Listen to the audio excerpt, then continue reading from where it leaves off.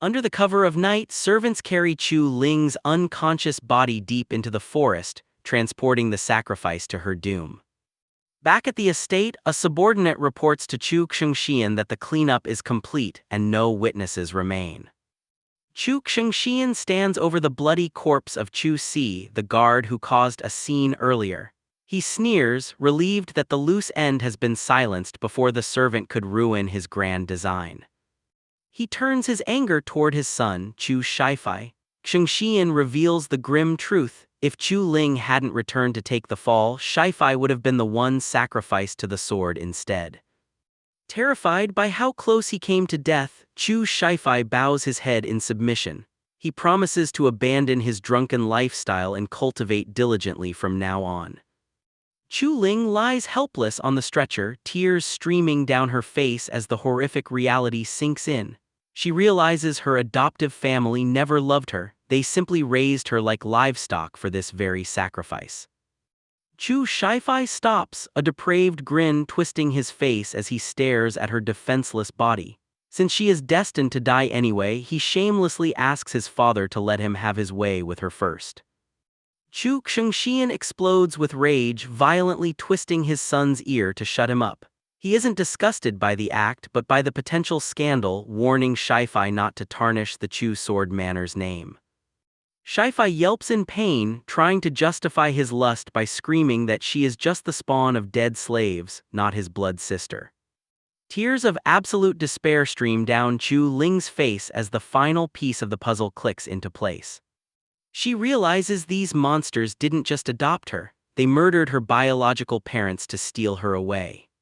Walking ahead, Zheng Shuyu wears a twisted smile, actually entertaining her son's depraved request. She casually asks her husband why they can't spare just 1 hour to let the boy have his way with the girl. Chu Xianxia instantly shuts her down, his face darkening with fear. He warns that delaying the old ancestor's sword refining by even a moment would bring doom upon the entire family. Chu Ling trembles with rage, listening to the woman she once worshipped.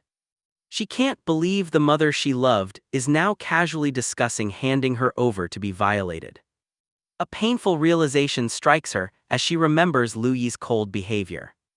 She finally understands that his refusal to let her leave was never about cruelty, he was trying to protect her from this truth. The memory of her own foolish begging echoes in her mind, mocking her naivety. Suddenly, a dark figure looms behind her, radiating an overwhelming aura. Lu Yi steps out of the shadows, his hands glowing with power as he reclaims his foolish disciple. Lu Yi catches the trembling girl, whispering a cruel question into her ear. He asks why she was in such a hurry to run back to people who aren't even her biological parents. He twists the knife deeper, quoting her own naive defense of the Chu family, reminding her how she foolishly believed they loved her more than he did. A sinister smirk curls Lu Yi's lips as he recalls his attempts to stop her. He reminds her that he tried to delay her departure with excuses about refining a sword, but she was too blind to listen. In her mind, the memory plays out. She sees herself scolding him for coaxing her like a child, realizing too late that his nonsense was the only thing keeping her alive. The flashback dissolves into a brutal reality. The Chu sword villa erupts into a towering inferno, the flames consuming the house of betrayal. Amidst the destruction, the word kill manifests in the air. Lu Yi has turned her homecoming into a slaughter, burning the treacherous family's legacy to ash. Yue Hongling screams amidst the flames of her rage, cursing Lu Yi for the humiliation he forced upon her. Meanwhile, Chu Ling lies paralyzed on a stretcher, her fading consciousness drifting back to Lu Yi's warning about the demonic sword. The system chimes in with a mocking notification, informing Lu Yi that the girl is unconscious and cannot hear her family's treacherous scheming. Unaware they are being watched, the servants carry Chu Ling deep into the forest, marching toward the sacrificial grounds. Lu Yi observes the procession from the darkness, his gaze cold and calculating. A sinister grin spreads across his face as he realizes the truth. He scoffs, nodding that a future empress wouldn't be knocked out by a mere drug. Chu Ling is simply feigning sleep, refusing to open her eyes and accept the cruel reality of her betrayal. A system notification chimes, asking if Lu Yi intends to intervene and save his former disciple. Lu Yi leans back with a cruel smirk, admitting that watching her suffer brings him pure joy. He dismisses the concern, knowing the future Sword Maiden doesn't need his help just yet. The scene shifts to the ominous sword-forging grounds, where a massive temple looms over the mountain. Chu Xianxia leads his wife and son in a deep bow, offering their respects to the summit. Behind them, Chu Ling's body lies motionless on the cold stone steps. Mist swirls around the peak as the old ancestor, Chu Kangsheng, sits in deep meditation, his presence radiating ancient power. Chu Ling lies helpless on the sacrificial altar, her body paralyzed and offered up like livestock. From the shadows, the old ancestor's voice booms with delight, ordering the family to hand over their prize. The old monster commands Chu Xianxian and Chu Shifai to remain and witness the birth of the demonic sword. Instead of horror, the family bows in deep gratitude, thanking the ancestor for the privilege of watching Chu Ling die. Chu Kangsheng strides past his bowing descendants, his eyes fixed on the girl who will fuel his ambition. A torrent of mystical fire erupts, engulfing the altar in a terrifying inferno. In the heart of the blaze, a pitch-black blade hovers, hungry for the sacrifice.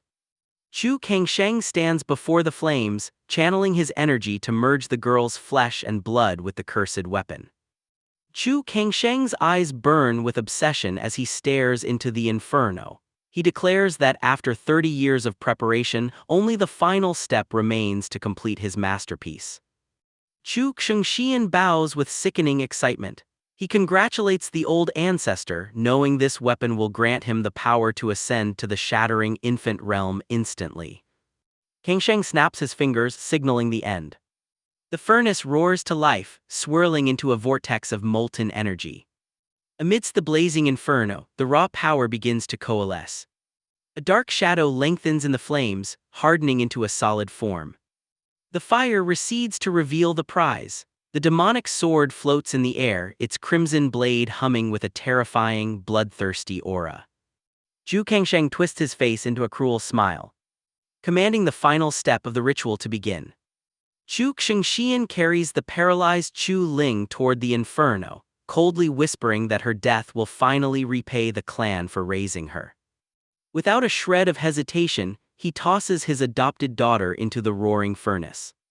The flames instantly swallow her body, dragging her down into the molten core of the formation. Suddenly, a mocking voice cuts through the heat. Lu Yi leans casually against a pillar, shaking his head and sighing that this entire ritual is a tragic waste. A dark, sinister chuckle escapes his lips as his eyes shadow over with lethal intent. Sharp blades of black energy erupt from nowhere, slicing through the furnace and shattering the containment spell. Blood spurts into the air as the formation collapses, revealing Chu Ling standing defiant amidst the wreckage and flames. A crimson blade wreathed in scorching flames descends from the heavens, piercing the chaotic energy of the ritual. Chu Xianxian freezes, sweat beading on his forehead as he stares in sheer panic, unable to comprehend how his perfect plan just shattered. Chu Xianxian stares in absolute horror as a blade pierces the sanctuary, shattering the atmosphere of the ritual. A hand grips the hilt of a majestic sword, swirling with ethereal blue flames that defy the laws of nature. From the blazing energy descends Chu Ling, no longer the helpless victim but a warrior awakened, her innate sword body erupting with power to incinerate the poison. Chu Shifai screams in terror, shouting to his father that the sister they tried to sacrifice is not dead. The old ancestor freezes, sweat pouring down his face as he struggles to comprehend how a mere sacrifice could manifest such terrifying strength. With a roar of fury, Chu Ling launches herself at the old monster, her sword slashing through the air to claim vengeance on those who betrayed her. The old ancestor stares wide-eyed, watching his own death approach as Chu Ling's charging silhouette reflects in his pupil. "Damn it," he curses, frantically raising his blade to defend himself against the sudden onslaught. Sparks fly as he barely intercepts the strike, his weapon trembling under the weight of her fury. A blinding explosion of blue energy erupts on impact, engulfing the old ancestor as he struggles to withstand the Sword Maiden's awakened power. The old ancestor roars in panic, his face twisted in fear as he realizes the sheer lethality of her strike creates an opening he cannot block. Chu Ling descends from the heavens, her body shrouded in a terrifying purple aura as she unleashes a vertical slash that tears through the atmosphere. The dark energy surges around her, amplifying the momentum of her blade as she crashes down toward her target with unstoppable force. She lands gracefully amidst the swirling power, her gaze locked onto her prey with chilling intensity as the dust settles. A ruthless glint flashes in Chu Ling's eyes as she coldly declares the true purpose of her weapon: to exterminate monsters like him.